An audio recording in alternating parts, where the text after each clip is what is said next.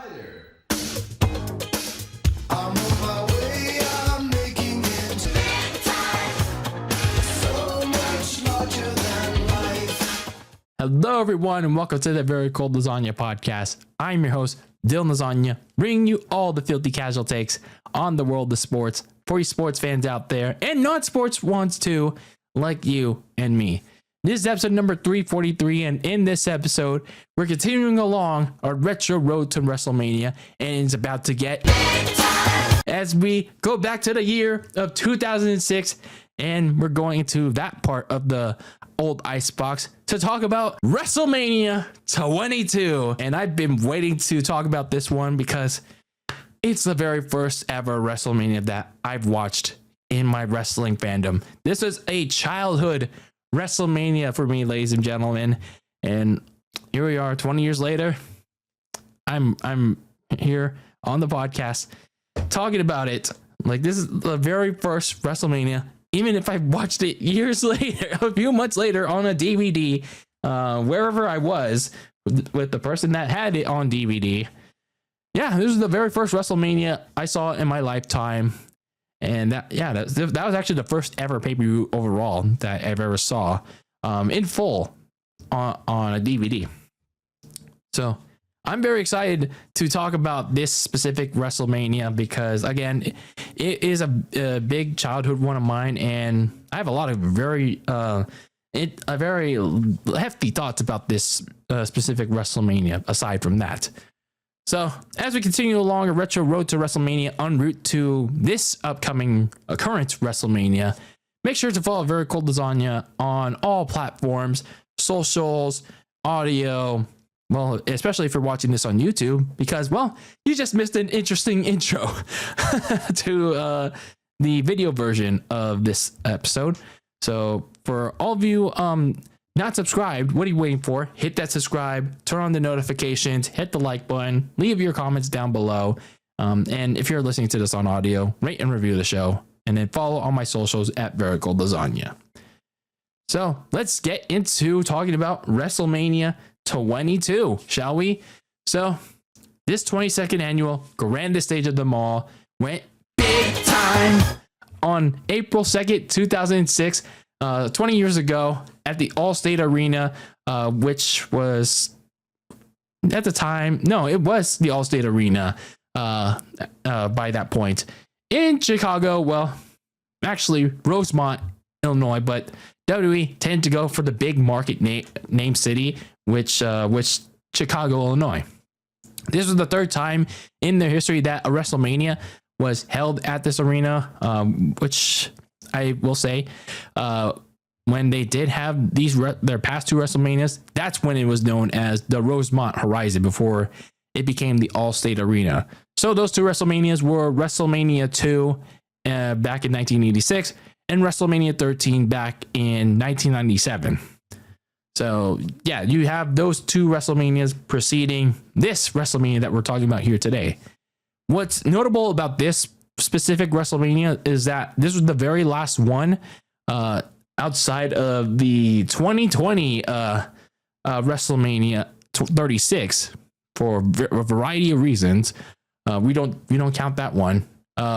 This is the last WrestleMania to be held in a traditional basketball or hockey arena, because every WrestleMania after this one, it was going to be held in a football stadium, whether it be NFL, college football, any other kind of big ass stadium.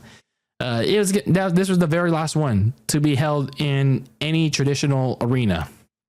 So the city of Chicago was going to make it count from all over the world. All the fans around the world were going to make this count. So like I said at the top of the show, very first WrestleMania that I ever saw in my lifetime. It was 2006, still relatively new to the wrestling fandom. Like, I was in the third grade, and I only saw this like a few months ago. It was during the summer. Yeah, like it was like I'm not sure what I was doing. I think I was visiting somebody, like one of my family's relatives' house, and then they happened to have WrestleMania 22 on DVD, and I was like, damn, this is like the good shit. And since then, I can't tell you how many times I've watched this show because not just the nostalgia I have for it, but damn, I'm gonna give you so many thoughts on this show throughout this review. But do my constant rewatches still hold up to today? Well, let's talk about this show. So let's get into the match card as we began with an 18-man interpromotional battle royal. So just like with the previous years with the previous year with WrestleMania 21, we had another one, SmackDown versus Raw. The size was reduced to 18-man. I don't know why they didn't go with 22-man. You know, it's WrestleMania 22. You gotta have 22 men. I don't know why. Maybe people were injured, I guess. Some of the notable participants were Viscera, Gene Snitsky, Simon Dean, Funaki, Matt Striker, Goldust, William Regal, Eugene, and Road Warrior Animal. Or was it Road Warrior Hawk? I don't know. So before the match started, you had Simon Dean try to promote his Simon system, which was his fitness regime before he got immediately eliminated. And then late towards the match, Viscera did his little humping. So you didn't get the Stephanie Vakir Devil's Kiss. You got Viscera's Devil's Hump on the tag team champions of SmackDown, Joe Mercury and Johnny Nitro. And it all happened in front of Melina. And yeah, the tag team champions got eliminated. Viscera would go on to win this pre-show match after Snitsky accidentally eliminated his brand pan, Tyson Tomko. And then Viscera and Snitsky eliminated Road Warrior Animal. And yeah, the finish saw Snitsky eliminate himself. But it wasn't his fault, apparently. But yeah, that's how things go sometimes. So that was your pre-show match. And then we get into the main show. We get into the main card, the main meat and potatoes, which kicked off with the World Tag Team Champions, Kane and it's a big show taking on Carlitos and the masterpiece, Chris Masters. Did I just say Carlitos like it's Fritos? Well, we'll go with it. We're just going to go with it. Big Show and Kane, who were the World Tag Team Champions at the time, they beat Carlitos and Chris Masters a week after the Royal Rumble to keep the World Tag Team titles before all four men were placed in the Road to WrestleMania tournament to determine who would face John Cena at WrestleMania, as the name implies in that tournament. 94 men would win the tournament, as we'll talk about later on. But they continued to feud amongst one another in the later weeks. Carlito and Chris Masters would keep getting involved in Big Show and Kane's matches. And then a month prior, they would get this title match because Chris Masters helped Vince McMahon put Marty Jannetty in the Master Lock Challenge and forced Shawn Michaels to kiss Vince McMahon's ass a week later. So yeah, this led up to this match being made. And then you get the rest of the build. You'd see Carlito and Chris Masters continue to do what they usually do with Kane and Big Show's matches. But then you also saw this tension begin to build with Carlito and Masters as the weeks progress. And then you have the Master Lock Challenge, which failed miserably on the freaking Big Show. Like, really? Chris Masters, he was going to try to do that on the big ass Big Show. Like, that was going to fail miserably. So this match was it was pretty basic by the books. Yeah, it was still a good opener. Even if Big Show and Kane dominated a lot of this match, just like they pretty much did the whole build up, like Masters and Carlito, they weren't really built up that well going into it, but they still got a decent amount of offense in, thanks to an exposed turnbuckle using heel tactics and all that. Masters was able to reverse a flying clothesline from Kane and put him in the Master Lock. And surprisingly, Carlito got some love from the Allstate Arena. And we're going to talk about this a little good amount. But yeah, the Chicago the Rosemont fans in the Allstate Arena, yeah, they were pretty selective in the wrestlers in this show. Yeah, Carlito, even though he was a heel, he was getting a lot of love in the Allstate Arena in 2006. So you get to the photo finish, which saw the Big Show break up the master lock, try to chokeslam Carlito, but he was taken out by Chris Masters. But Masters, few seconds later, he accidentally hit Carlito with this double axe handle from the top rope, and then he got met with the big boot that took him out by Kane, and then Kane finished off Carlito with the chokeslam to have him and the Big Show once again retain their tag team titles, and that led to Carlito and Chris Masters retain the titles. So again, pretty good opener, even if it was pretty basic. It's just unfortunate though that the team of Kane and the Big Show not only lost the titles the next night on Raw to the Spirit Squad, but they broke up. Like, why did they break up like just weeks later after this? And they feuded with each other too. Like, they were a really good tag team. Like when I watched them back like a few years later, like watching, clips on YouTube, and especially during that build when they were doing the promotional stuff, the brand warfare stuff for Survivor Series, like they were like a team that you really didn't want to fuck with in that build. Like they were like this really threatening tag team. Like they could have been a force in the tag division on whether it is they're on Raw, they're on SmackDown, you name it. It's a shame that like they didn't, like Vince broke them up like when they were like pretty dang good together. I feel like they should have stayed together for at least a few more months. Like both teams broke up like right after WrestleMania. So then we get to the second annual Money in the Bank ladder match. We'll talk about who exactly was in it in just a bit, because there were qualifying matches for this one, unlike the inaugural one last year. So when it came to this Money in the Bank ladder match, it expanded to a interpromotional one. So you had 3 from Raw and 3 from SmackDown in this one. And just like no, not like the previous year, but this year you could cash in on any brand's champion that they wanted. So Edge had already cashed in on John Cena at New Year's Revolution. Vince brought it back, and now it was expanded. So now we get into the qualifying matches that began after No Way Out. On the Raw side, Rob Van Dam beat Trevor Murdoch. Shelton Benjamin beat Chavo Guerrero. And of all the names, surprisingly, Ric Flair, woo, the Nature Boy, he beat Carlito to finish out the Raw side.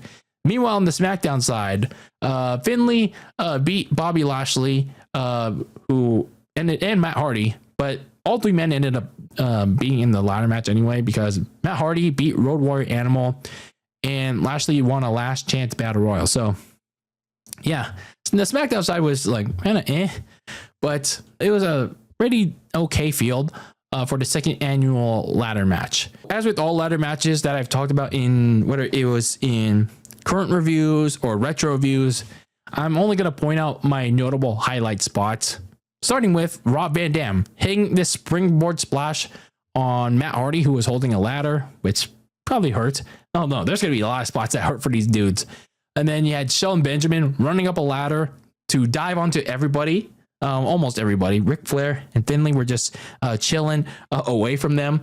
And then Ric Flair took the worst spot of this match, taking a big bad superplex from Matt Hardy off of a ladder, like a very big ladder that hurt his back and his knee. And then he had to be taken to the back by officials. Yet somehow much later, he came back out to finish the match, only to be taken out again by Finlay Shillelagh. So that man somehow was able to go. Damn, that was still the worst spot of like, not like oh, that was a really, like, that was a botch or anything, but this 50 to 60-year-old dude is taking a big giant back bump, a ladder bump. He's like the oldest dude in this match, and he's taking like a fat ass bump like that. So Rob Van Dam, he hit the Van Daminator or Van Terminator, whatever he uses with the chair. He used that on Lashley's back as he was trying to get the briefcase. Hardy hit a side effect on Finlay from the ladder, and then RVD from a very big ladder hit the 5-star frog splash moments later. on Finley. And then you get to the photo finish.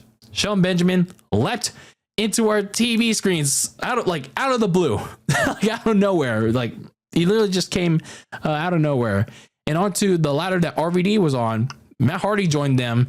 The three of them were fighting over the briefcase, but in the end, Rob Van Dam pushed both Shelton Benjamin and Matt Hardy off of the ladder that they were on and literally out of the ring. Like they tumbled out of the ring. And then RVD was then your second ever Money in the Bank winner. Although he like literally had butterfingers all over that damn briefcase. Like he literally couldn't hang on to that. So the whole match itself, it wasn't as good as the year prior. I guess it had to do with a lot of most of the competitors not being as versed with the match. Like Bobby Lashley, especially, he was like climbing up that ladder like real slow in this one. I'm not sure if it had to do with the spots or just like, you know, not really a ladder match guy. But it was always going to be hard to top nonetheless. But I think it was still decent. It was still decent because there were still a couple of good spots in this one. Ric Flair taking a crap ton of bumps for his age. But he was just in a TLC match just 3 months ago against Edge at the time. So still the inexperience from more than half of the field, it slowed things down, but at least brought some of its own flavor into the match. In the end though, Rob Van Dam winning this match, it was the thing that a lot of fans wanted. It was the thing that made it at least very, very solid for me, in my opinion. And that's what the big takeaway was in the end, especially what would happen 2 months later in a certain Hammerstein ballroom. So then we get to the Hall of Fame segment, the annual final honoring for the Hall of Fame class for that year. Bret Hart was the headliner, but he was still on shaky terms with Vince at the time because of the Montreal Screwjob and everything that happened afterwards. So while he was there, he accepted the honor of being the Hall of Fame class. Still not quite ready to be back in the grace of the fans. But he ended up doing that later on when they got on much better terms. And yeah, they were ready to reconcile. And then he later came back 4 years later in January of 2010. The rest of the class was still just as good. You got Mean Gene Okerlund, Sherry Martel, Tony Atlas, Vern Gain, William the Refrigerator Perry, Blackjacks, Mulligan, and Lanza. And then representing the late and great Eddie Guerrero were Vicky and Chavo Guerrero. So yeah, very good class here, especially with Eddie and Mean Gene Okerlund. Like very good stuff here. Like it was a very nice honoring segment. So moving on from that, we get the second championship match of the night, and that was the United States Championship on the line as Invisible Man took on John Bradshaw Layfield. All right, that's enough with the Invisible Man jokes. So 2 days before No Way Out, JBL tried to break the hand of Chris Benoit, which was trapped inside of the steel steps in tag team action. So on the SmackDown, after the No Way Out, Benoit reversed the roles and actually broke JBL's hands while they were in 6-man tag team action by doing what JBL was trying to do. And that was kick JBL's trapped hands that were inside of the steel steps and in the steel ring post. And JBL was whining and complaining about having his hand broken. So you see all this footage of JBL getting surgery on his hand. And while in his absence, this US title match was made official. So there wasn't really a lot of buildup going on for this match besides that, because JBL was having his hand healed again, which goes to show you like maybe this was a real injury, even though it was kind of like played into the storyline. Although he and Benoit traded the advantage when it came time for JBL's beer drinking contest at Saturday night's main event with Stone Cold Steve Austin. And well, JBL did come back in time just 2 days before WrestleMania. He got medically cleared for that. So there was a little bit of build there. So For the match itself, JBL did have a little bit of a special entrance, but mainly it was just because they were trying to get his limo in the arena because they had this unique thing with the Allstate Arena, or maybe it's just the entrance itself. Because to get JBL's limo in the arena, the entrance ramp had to be lifted up. So that's how JBL's limo got in there. But it wasn't going to be the only time the entrance ramp was going to be lifted up like that. So as for the match itself, it was a good match. A lot of technical and physical wrestling. I really like the heel work that JBL did in this one, especially mocking Benoit's late friend Eddie a lot, especially given that they were literally honoring Eddie in the Hall of Fame segment just right before this. And he tried to do the Three Amigos and using the ref to stop Benoit's offense pretty frequently. Benoit was hard hitting as usual. And trying to lock in that crossface, but JBL kept stopping him. And he took JBL to school with Suplex City, including honoring Eddie the right way with the full execution of the Three Amigos before his diving headbutt. The finish saw Benoit lock the crossface, but JBL rolled over to pin Benoit and hold the rope for leverage as the ref counted to 3. Not seeing the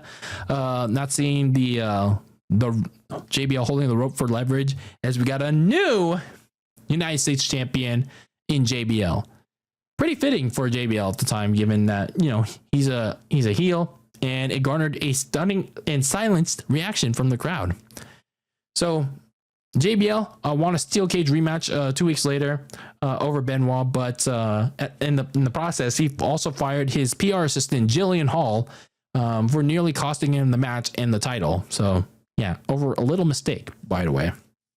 And then afterwards, during the rest of his reign, he barely defended the title as he instead feuded with the World Heavyweight Champion going into the next SmackDown pay-per-view, Judgment Day.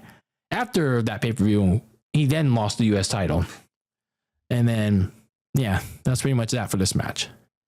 So then we get into the first big matchup of the night, and that involved the Rated R superstar, Edge, taking on the hardcore legend, Mick Foley, in, well, ironically, a hardcore match. A week after the Royal Rumble, WWE Champion John Cena and Maria won a mixed tag team match over Edge and Lita to determine who would be the special guest referee for Cena and Edge's WWE title rematch the following week. And Mick Foley was chosen as the special referee for this match. Cena retained the WWE title, and Edge would go on to blame Foley for the loss by spearing Mick after the match. Edge continued to be bitter and angry that Foley cost him the title. And yeah, Edge went on to challenge Mick at WrestleMania and challenged him to earn his signature Mania moments. But Foley didn't accept that, but rather he upped the stakes and challenged him to a hardcore match instead. And then 2 weeks later, Edge accepted that challenge in the form of a concerto.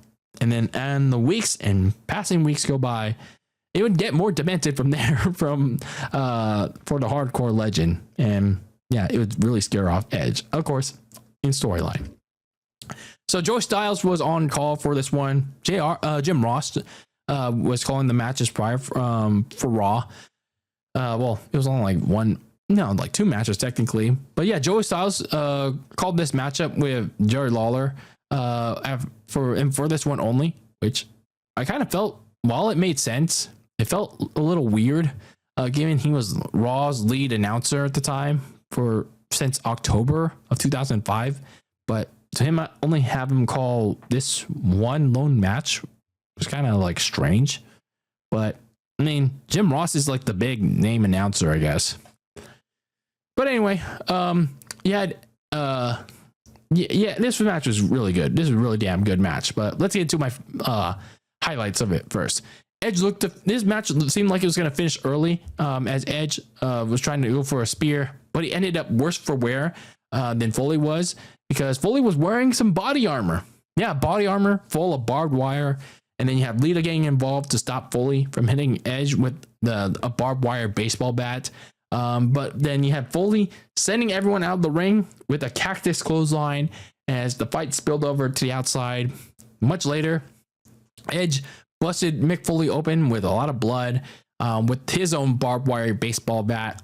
But then he was sent into a bunch of thumbtacks that he laid out. So, yeah, not exactly the best strategy for the rated R superstar. So then it was Foley's turn to make Edge bleed with the baseball bat, as, yeah, it blatted, turned into a bloodbath, if that didn't make any sense. But before that, he made Edge and Lita get a tasteful of barbed wire Mr. Sacco. As this match was getting really, really extreme. Then we saw the photo finish. Mick Foley was ready to light the table. Edge set up earlier in the match to cause Edge's death, but Lita hit him in the dick with the barbed wire bat, and she lit up the table for the match's biggest moment, the big photo moment, and a defining moment for both Mick Foley and Edge. A fiery spear of pain. Edge would go on to pin Foley in this brutally great match. And like I said, it's a defining moment for both guys, especially for Edge. They really lived up towards their build-up in this one. Foley going completely unhinged than ever to beat to try and beat Edge, and Edge being more defiant than ever to go on and beat Mick Foley, even if he was still taking full advantage of Lita's help. Well, Lita was still technically helping him too. Both of them really benefited from this matchup. Foley helping Edge put on his best performance of his career, just like he did with Randy Orton 2 years prior at Backlash 2004 in this same stipulation, ironically. But Edge, he really benefited greatly from it because, well, in the several months that went on, he went on to elevate himself as one of the main event players long term for the WWE. Edge got Foley his career mania moment, while again Edge went on to become one of the main eventers long term for the company. So this was a really great match for both these guys, and probably one of the best WrestleMania matches in the big catalog. So moving on from that, we had the Boogeyman, and he was coming to get Booker T and Queen Sharmell in this handicap match. There's some backstory in this one. On the SmackDown after No Way Out, Booker T and Sharmell, they were on commentary for Boogeyman's handicap match against some dicks, because I guess Boogeyman loves some dicks. But afterwards, the Boogeyman drove them away, as well as Michael Cole and Taz for pouring some worms all over the commentary desk. So over the next couple of weeks, the Boogeyman continued to stalk them. And they were supposed to have a match at Saturday night's main event. But Booker T faked a knee injury to cancel that match. And Booker T still spooked him while Booker T was in a towel right away. And yeah, he drove away both Booker T and Sharmell.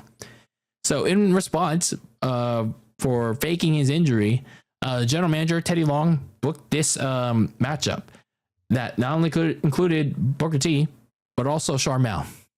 Yeah. Booker T, general manager Teddy Long was that GM back in the day. Like a really damn good GM.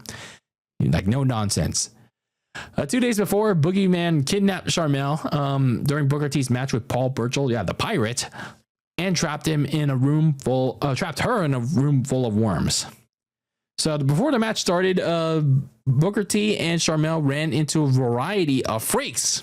Yeah, freaks, ladies and gentlemen, which included Paul Burchill, the $1 Million Man, Ted DiBiase, Eugene, Snitsky, who was having a Dan Schneider foot fetish with Mae Young. Yeah, Dan Schneider, I don't know why he didn't call up Snitsky. Maybe I don't know.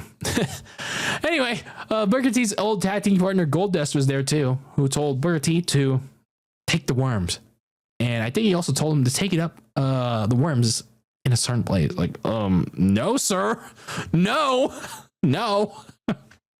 I wouldn't want worms up there, pal. But anyway, Booker T and Sharmell were so scared up to this point that they even got scared by their own pyro. and their own entrance music as they are searching for the worms underneath the ring. As for this, I guess you could call, in quotes, match, probably the weakest point of the pay-per-view, given that people barely cared about the Boogeyman. I mean, in ring-wise, like, Boogeyman couldn't wrestle nor take bumps, which was pretty much proven when I talked about the Boogeyman in my Royal Rumble retro review. He couldn't really do all that much. And the crowd wasn't really all that interested until Boogeyman like smooched Sharmell with the worms, and that left her scarred and running for her life. And that left Booker T all alone. And the Boogeyman finished him off with the double choke power slam for the win. Yeah, that was pretty much this match. So then we move on to better things, like the WWE Women's Champion Trish Stratus defending her title against Mickie James. Man, was this a spicy and icy storyline going into this WrestleMania. Mickie James made her debut in October of 2005, so this was a big month storyline in the making. Matchup, I mean. She was Trish Stratus' biggest fan. That was her character at the time. But she progressively became very obsessed with her. So obsessed to the point that she was cosplaying as Trish in a Halloween Battle Royale, watching Trish Stratus in the shower and seeing them, I mean, who would? No. Don't take it for what it is, okay, pal?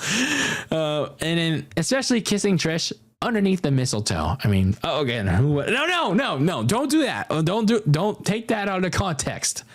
Okay, but anyway, and then confessing her love for her at the Royal Rumble. So all this made Trish very uncomfortable, and she went on to eventually ask Mickie for some time apart. But after they teamed up to beat Victoria and Candice Michelle at Saturday night's main event, Mickie attacked Trish after she rebutted Mickie's attempt at another kiss. So that made Mickie go completely unhinged, and she went on to do things like kidnap Trish's friend Ashley Mazzaro in a lure to attack Trish, and kissing a knocked out and unconscious Trish with Mickie's own blood, as a title match was soon to be made.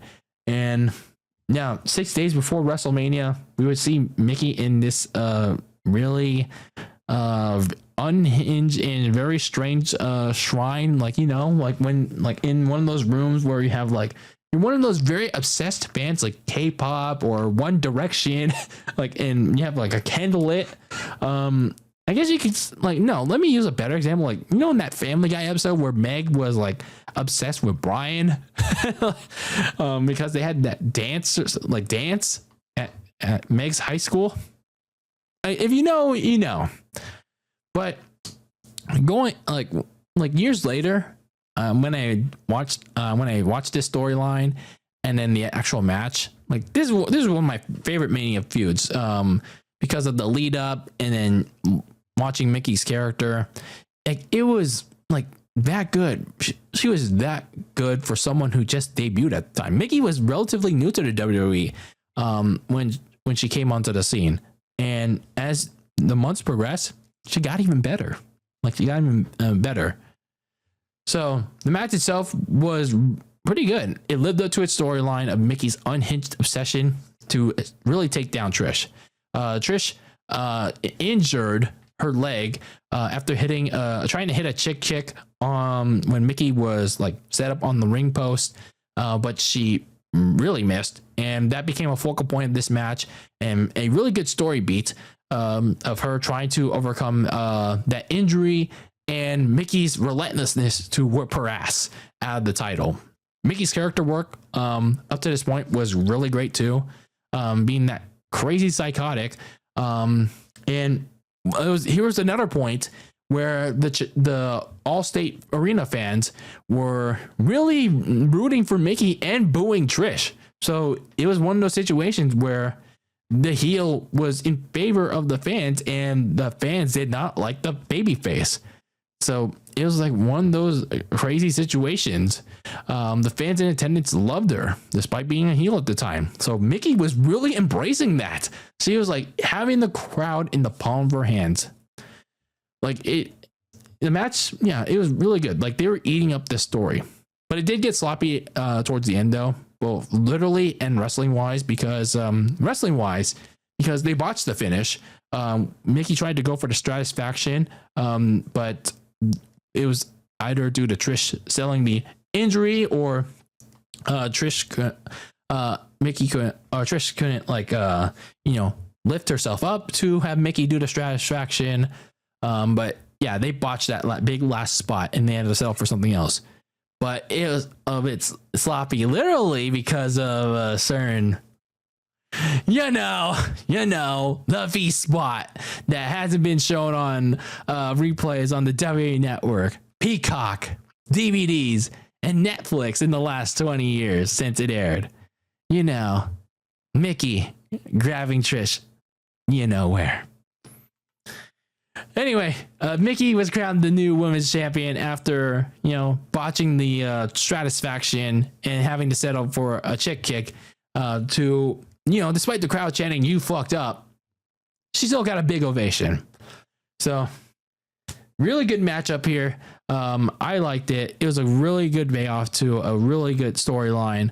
While they did continue the feud after Mania, with Trish winning by disqualification, but she actually legit dislocated her shoulder in that match at Backlash. They did pay off the feud on a rematch on Raw 2 months later once she got cleared, with Mickey retaining the title to finish off their feud. Still, it was a really good feud. Mickey did mention in interviews years later that she actually did get in trouble for that certain spot by Vince, but she still got a relatively nice push, and she was the centerpiece of the women's division for the rest of her initial WWE tenure. So then we move on to a casket match between The Undertaker and the world's strongest man, Mark Henry. Not much setup between this one. A week after No Way Out, Mark Henry attacked The Undertaker during his rematch with Kurt Angle for the world title, and he splashed him through the announce table, which signaled Henry's intent to face him at this event. The next week, Undertaker not only accepted that challenge, but upped the stakes with a casket match, to which Mark Henry accepted. 2 weeks prior to WrestleMania at Saturday night's main event, when they were brawling, Undertaker took out Henry's manager, Daivari, with the tombstone pile driver on the casket. So that pretty much left Henry all alone. And 2 days prior to this, while Henry did cut this nice preacher-like eulogy to try and convince fans that he'd end the streak, I mean, it wasn't a bad eulogy. The problem was that for someone as big and dominant Henry was, that Vince was trying to push, and honestly didn't work, because not only was he was presented that in the past, but the outcome was pretty obvious. And not only that, he also just lost the World Heavyweight title match to Kurt Angle in less than 10 minutes at the Royal Rumble, and it was overshadowed by The Undertaker right away. So despite all that, despite the build up, it still remains, for some reason, one of my memorable Taker Mania matches because of two things. Two very funny things. No, like actually one, by the way. Like the absurdness of Mark Henry trying to pin The Undertaker with the world's strongest slam in a match where there's no pinfalls or submissions. Like, Blood literally forgot how the rules worked in a casket match. Like, he doesn't, like, as if he didn't know the rules. Like, the fact that didn't become a meme like years later, it's weird to me. Like, years later, that still makes me laugh. Like, every time I watch it, like Mark Henry trying to pin The Undertaker in a match with no pinfalls. So crazy, like so insane. And then you get to the big moment of the match. Undertaker's suicide dive onto Henry, trying to avoid the casket. Like, that was insane. Like that was the big first big Undertaker moment that I saw as a kid. Like that was crazy. Like that was crazy. Especially as I learned years later that the Undertaker was like in his early to mid 40s, that this dude was doing that like at his age. That's pretty crazy to think about. I think this was the first time since WrestleMania 14 that he did that, which not gonna lie, that's pretty damn impressive. But as for the match itself, pretty standard.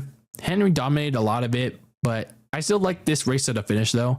You got the crowd back into it with a big last ride, the big dive, and he lifted him up with the tombstone pile driver. I'm not sure why Undertaker wasn't able to do another tombstone on Mark Henry the following year when they had a match at Unforgiven, or even when they had matches years later. But anyway, Undertaker put Mark Henry in the casket, closed it, and he went on to go 14-0 at the time. And yeah, the streak lived on for the dead man. So relatively nice match for the two. But we all know why I like this match for two reasons: for the memes and for the big dive. So we move on to the next matchup, which featured the Heartbreak Kid, Shawn Michaels, taking on the chairman, Vince McMahon, in a no holds barred match. So this was a relatively big backstory feud because this started out back in December of 2005 with Mr. McMahon threatening to humiliate and screw Shawn Michaels at any turn, just like he did to their old friend, not even friend, rival, Bret the Hitman Hart. Yeah, so this basically started all because of Bret Hart. So the feud kicked into full gear at the Royal Rumble, where his son, an unofficial entrant of the match, Shane, eliminated HBK from the match, but Shane and Vince were chased away by an angry and obviously vindicated Shawn Michaels. So throughout the next 2 months, Vince and Shane continued to humiliate Shawn Michaels as payback for him not signing retirement papers that Vince wanted him to sign, as Vince announced the match between himself and HBK at WrestleMania. Some of this included HBK being placed in 5-on-1 action against the Spirit Squad in both a regular and steel cage match, and having to take a public urine test in front of fans. Like, who would forget the saying, it's better to be pissed off than to be pissed on, as Vince and Shane had to take a fucking piss to the face from HBK. Like, bro, who could forget that segment? And then a reenactment of the Montreal Screwjob at Saturday Night's Main Event, only with HBK on the wrong side of it this time. 2 weeks before the show, Vince announced that this match would be now contested under no holds barred.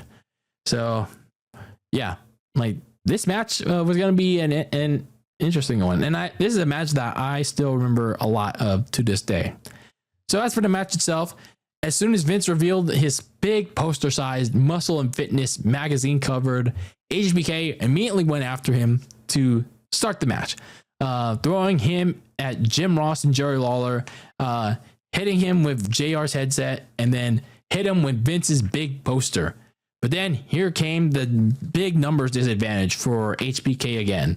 The Spirit Squad came to the rescue for Vince again, gang banging HBK. But then suddenly they were just thrown out. HBK overcame their odds. Like the Spirit Squad were jobbers because that's what they were at the time. HBK soon got rid of them before being met by a hard clothesline from Vince, who had a little fun beating him up and whipping his ass. Like, no, literally, like he whipped him with a belt. But HBK retook control and whipped Vince silly with the belt. So hard that everyone, like, the whip was so loud, everyone in the Allstate Arena heard it. But Shane hit him from behind with a kendo stick, dancing around when HBK tried to finish Vince off with the sweet chin music. And then this is where things start to get pretty funny and insane. As Vince started to pull his pants down, Jim Ross was like funny as hell, saying things like, nobody wants to see your ass. You're a 60-year-old man shaking your ass on worldwide television.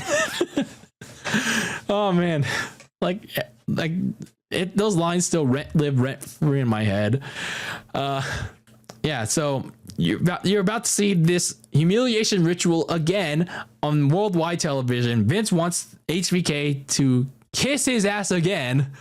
You have all this happening, and then HBK instead reverses course and forces Shane, Vince's own flesh and blood, to kiss his daddy's ass on worldwide television.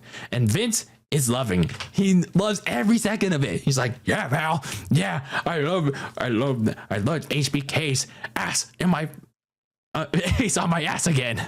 But then he doesn't realize it's not HBK. It's his son. And then HBK hits Vince low in the dick and then sends Shane out of the ring, handcuffs him outside, does his little dance, hits him with the kendo, and then the blowout was on. The blowout was on for HBK and started with a very loud and unprotected chair shot to the head. Like, man, Vince's brains was really must have been really rattled. Like, I really hope he went into concussion check with that unprotected chair shot. Vince clearly bled after that. And then HBK went on to have a lot of fun with this because he didn't go for switching music repeatedly because, yeah, he wanted to, as Jim Ross said, take him to Home Depot. He went with a ladder and a trash can, and then HBK crash landed onto him with a trash can on Vince with an elbow with a very tall ladder before giving a clearly obvious DX tease. And then HBK, to finish off the match, drove away the medical staff and kicked Vince's teeth down his throat with one good sweet chin music to win a very entertaining match that I love to this day still. I watched it multiple times. So such a really great match. Vince stretchered away, but on the way out, he flipped off HBK, signaling the continuation of their feud and a certain eventual degenerate reunion. So, I loved everything about, I loved everything about this match. Like, it paid off not only their storyline, but the continuation of it post WrestleMania. I gotta say, Vince was such a funny ass heel in the late Ruthless Aggression era, as an even more corporate asshole chairman than he was in the early Ruthless Aggression stage, because of his overconfidence when in 2005 and 2006. His overconfidence early in the match, that was building up, and yeah, it led up to his rightful ass whooping that he got from HBK. I still really love not just the spots in this match, including that big elbow spot through the table, but the commentary. The commentary throughout this was really good too. You have JR really vouching for Vince to get his ass whooped. He made so many funny remarks too. The Home Depot one and the kiss my ass spots were really great. But at the same time, like, I really liked how Jim Ross was spot on, and as HBK continued to go deeper and deeper in all these spots, Jim Ross, he knew where the line needed to be towed, and I liked how he touched on that. So, like I said, the feud continued well past WrestleMania with a certain reunion in the middle of it for HBK. So, as for the match itself, still remains one of my all-time favorite Mania matches, and one of my most replayed one because of all the wild stuff that happened in this one. So then we get to a matchup that I really have so much nostalgia for. I mean, obviously I have so much nostalgia for the previous one that we talked about, but that's the World Heavyweight Championship match between the champion Kurt Angle Randy Orton, and Rey Mysterio. Rey Mysterio won the 2006 Royal Rumble match, last eliminating Randy Orton, who cheated to beat Rey Mysterio just a few weeks later at No Way Out to steal his WrestleMania title match. Kurt Angle was the world champion at the time after beating Mark Henry in a 20-man battle royal prior to the Royal Rumble to win the title, which was vacated due to Batista's injury. But fast forwarding back to this point, SmackDown General Manager Teddy Long, in response to Randy Orton's tactics to steal Rey's title match, he announced that Rey would get his title shot back as this world title match turned into a triple threat. Over the next couple of weeks, each man debated on their claim to victory in Chicago, aka Rosemont, with Angle having the biggest advantage in most weeks, making both Rey and Orton tap out to the ankle lock just 2 days prior to this show. So for the match itself, you get some decent entrances for both men. POD, who performs Rey Mysterio's entrance, they performed it live.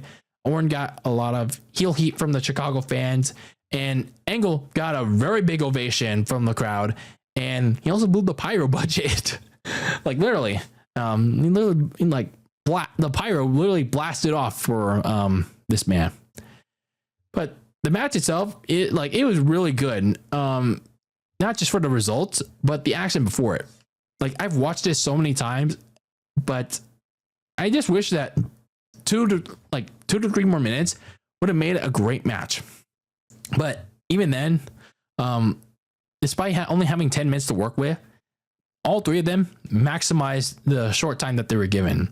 And despite the crowd being all over in this match, I really like how they were still red hot for it, despite an entertaining no holds barred match before this. But I'd say the MVP of this was Kurt Angle. Like, he was on a tear in this match.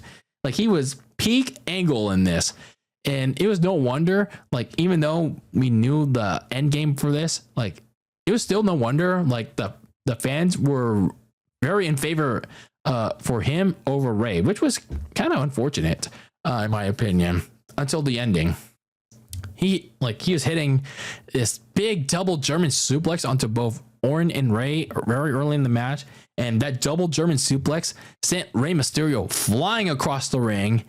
And then Angle actually had the match won twice with the ankle lock, making both Rey and Orton tap out. But the ref was distracted with either one of those guys because either one of those guys was distracting the ref. that caused Angle to get pissed off because, well, the ref wasn't seeing the tap out. So as Angle kept taking both of them to Suplex City, which I immediately noticed that Taz was saying Suplex City, which was he's saying it was a thing before 9 years prior. Anyway, Orton played his role too, slowing this fast match down to a little bit of a crawl, while also doing what he can to keep it alive by being an asshole heel. But one of the notable things that Orton did was turning an Angle Slam into an RKO that led to this very nice close near fall. But Rey Mysterio's performance and win was obviously the spotlight of this match. Well, yes, Kurt Angle was the MVP, but the performance and the win was the other big noteworthy thing. Although again, it was just a little confusing on why the crowd was just like so against Rey Mysterio until the very end. Maybe it's the fact that him tapping out to Angle throughout the build and in this match was not helping.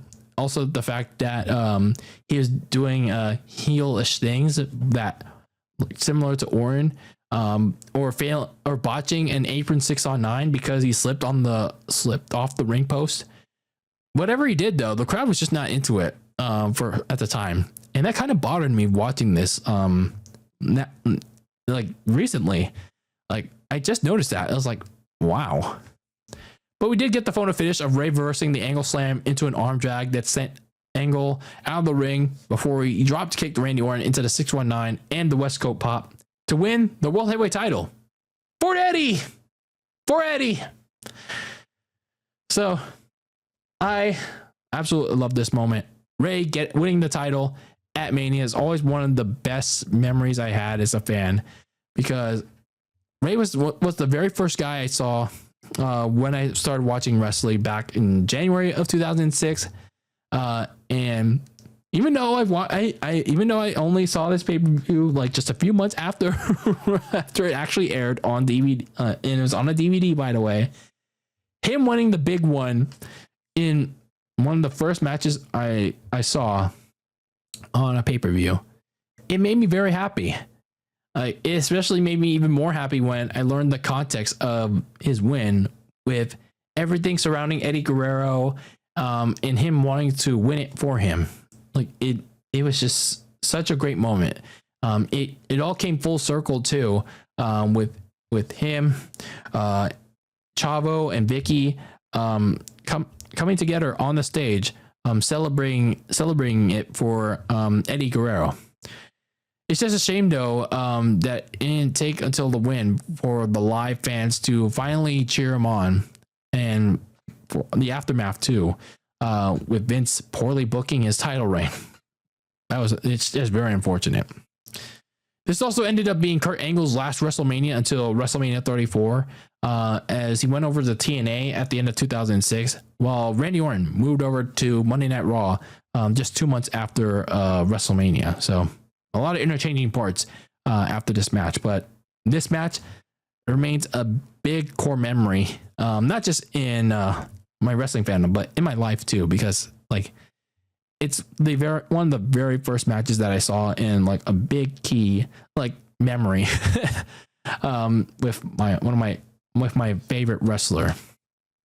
So we get to the second last matchup of this WrestleMania, and that was a Playboy pillow fight between Tori Wilson and Candice Michelle. This actually did have some storyline implications in it. So Tori Wilson and Candice Michelle turned heel back in August of 2005. Yeah, this kind of matchup having a storyline that stretches all the way back in August of last year. Well, in context, 2005. When they moved over to Raw, they attacked the Diva Search winner of that year, Ashley Mazzaro, and they later aligned with Victoria to form the Ladies in Pink, which was later renamed to Vince's Devils when they aligned and began flirting with Vince McMahon back in January, just 3 months prior to 2006. So 2 months prior to this Mania, Candice was announced that she was set to be on the cover of April's Playboy magazine, leading to tension between Tori and Candice. Candice won a women's title match back in a battle royale in which she eliminated Tori along the way. However, she lost to Trish Stratus, and she blamed Tori for it by slapping her. Then in March, when Candice couldn't get Tori to admit that her Playboy cover was hotter than both of hers, Tori was in Playboy twice. She and Victoria turned their backs on Tori, and that made Tori a babyface. Tori Wilson got payback by costing Candice her women's title match and beat her and Victoria in tag team action alongside Trish. But Trish found Tori Wilson knocked out in the Divas locker room on Candice's Playboy magazine. So that's set the stage for this Playboy pillow fight at WrestleMania, which in my opinion was a big waste of time. And yeah, so did the fans too at the time. Like, this is pretty much a sponsored bra and panties match. I mean, like don't get me wrong, I mean, I have no problem with no. Again, no, don't take that out of context. It is a sponsored bra and panties match, which again, I don't it's just with pinfalls and submissions, and both women barely did anything other than Tori putting her dog's ass in Candice's face, and they were ripping each other's dresses off, and that was it. That's pretty much the match.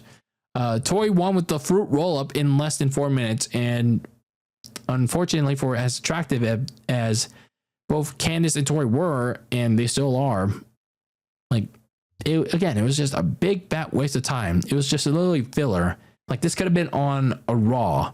Like, this could have been on the Raw after WrestleMania, and yet it was here. Like, those 4 minutes could have gone to the match prior with the World Heavyweight Championship match. Like I said, in that match prior, had that match gotten more minutes, it could have been a great World Heavyweight title match.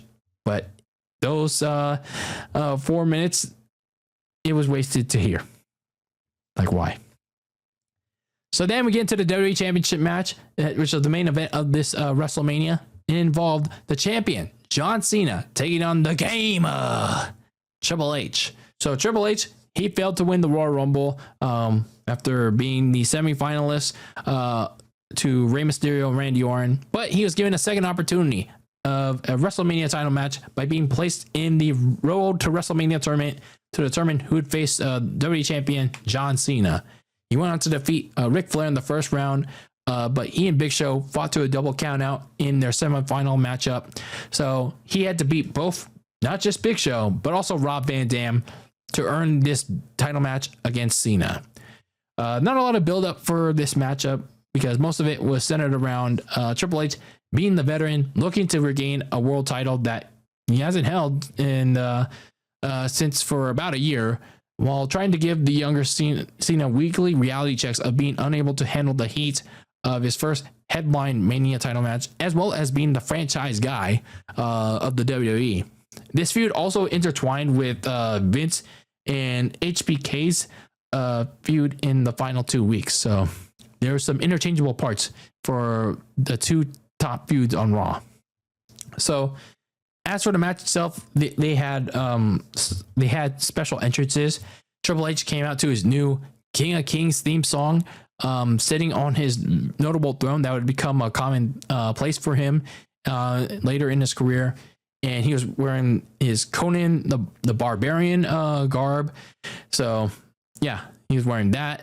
And then meanwhile, you had for his first WrestleMania main event and special entrance, John Cena came out with this classic 1900s mob cars, and he also had gangsters, including a notable cameo from future WWE superstar CM Punk.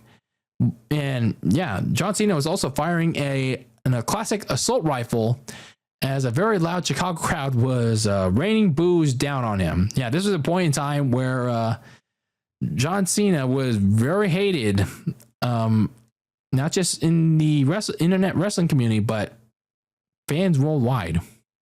Yeah, not a good sign. So Jim Ross and Jerry Lawler were trying to tell the story of Cena playing a quote-unquote road game as the boos and chants were raining down on him throughout this match. They were getting very loud in this one. The match started off very, very slow in this one, by the way, with Triple H dominating an early feeling out portion. But it picked up about a quarter way through with both men trading the advantage, and then Triple H slowed things down again with a bunch of submission holds. The Chicago crowd really didn't love Cena doing his comeback, including the 5-knuckle shuffle. But they did love the ref bump when Triple H hit both Cena and the ref in the dick, including and hitting Cena with the sledgehammer and doing some more DX teases. But none that mattered though, because Cena kicked out of it. But Triple H did kick out of the FU. And then we get to the photo finish. Cena reversed the pedigree into a final STFU where Triple H looked to fight out of it, get to the rope for a rope break. But Cena locked in that hold real tight. He even grabbed Triple H's wrist when he had the STFU locked in, so Triple H couldn't crawl to the bottom rope. And he eventually tapped out in the end as Cena won his first WrestleMania headline match and kept the WWE Championship. Really good main event. It really picked up in the end as we progressed through the match. And it was one that was really highlighted by the very energetic crowd at the time. That was very anti-Cena, pro-Triple H, and they were part of what made it pretty good. Like, this match, again, started off pretty slow for half of it, but it really kicked it to that next gear when Cena rallied back, even though the fans hated it. And I also like the kick out from the FU by Triple H. Like, it was very rare at the time that wrestlers kicked out of that finisher. But it was also interesting that Triple H wasn't booked to hit a single pedigree in this match. And that was wild looking back at it. Like, when I watched this match again, like, I have a very vague memory of this match until when I watched this for this review. And Triple H not once like hit a single pedigree. Like he didn't hit his finishing move once on John Cena. And not only that, this is his third straight WrestleMania headline match. His main event loss. He lost to Shawn Michaels and Benoit in WrestleMania 20. Then the year prior to this one, he lost to Batista in the World Heavyweight title match. And now in this one, he lost to John Cena. That's like back to back to back WrestleMania World Heavyweight title, world title match losses. That's pretty insane if you ask me. He was like charity, man. Like for as much as we talk about the reign of terror, Triple H, like, and how much of he is as a bad booker currently, he was doing charity back then, at least. So the win further cemented Cena as WWE's top player, despite the fans' growing resentment of him. While the fans' love for Triple H just grew even bigger and bigger as the weeks after Mania continued to go by, and the teases for a certain degenerate reunion continued to grow even higher in the next 2 months after WrestleMania. So overall, this WrestleMania, I still really love it. It still remains my favorite WrestleMania of all time. Objectively speaking, I know maybe some fans may not like this WrestleMania for certain reasons, but how can you not like it? I mean, yes, the sponsored bra and panties matches and the Boogeyman match were the very low points of the show. But other than that, it's a great WrestleMania. It's a very good WrestleMania. You got a really good main event with a very energetic and live crowd that during a time where John Cena was really disliked, yet he still managed to silence the crowd and put on a really good main event match against Triple H, and still win the match. Then you got this again with the World Heavyweight Championship match. Even though it was cut with time, they still managed to make the most out of the minutes with Angle, Orton, Mysterio, and then you have the emotional finish with Rey winning the World Heavyweight Championship for the late Eddie Guerrero. Entertaining no holds barred match, even a solid casket match. A solid Money in the Bank ladder match, a great hardcore title match. There's not a lot to dislike about this WrestleMania. So, there's so many things I remember about this WrestleMania, like 20 years later. So, all the constant rewatches, yes, this is still, it still holds up. This still holds up as my favorite WrestleMania of all time. So yes, it still remains my favorite. I might mention WrestleMania 31 as my my favorite too, but just a very, very close second favorite. WrestleMania 22, you can't go wrong with it. I recommend if you're on a binge watch, go watch it on whatever it is. Is it on Netflix right now? But either way, if you're on a WrestleMania binge watch, go watch it on Netflix. Really great WrestleMania. Like a really good WrestleMania that for some reason people overlook. So those are my thoughts on WrestleMania 22, 20 years later. If you watched it back then, how was your experience? Whether you watched it back then, and especially if you were in the crowd in the Allstate Arena, give me your thoughts on that. And if you're a new viewer, having just watched it, let me know about that as well. And let's have a conversation about it. Let me know what was your favorite match of WrestleMania 22, your favorite moment. I'd love to know your guys' thoughts on what my opinion was one of the best WrestleManias of all time. And if you're listening to this on audio, you can always send me a message too on socials, on Twitter and Instagram, as I'm losing my words here. I just can't. When I get talk about WrestleMania 22, it makes me lose my words. Okay.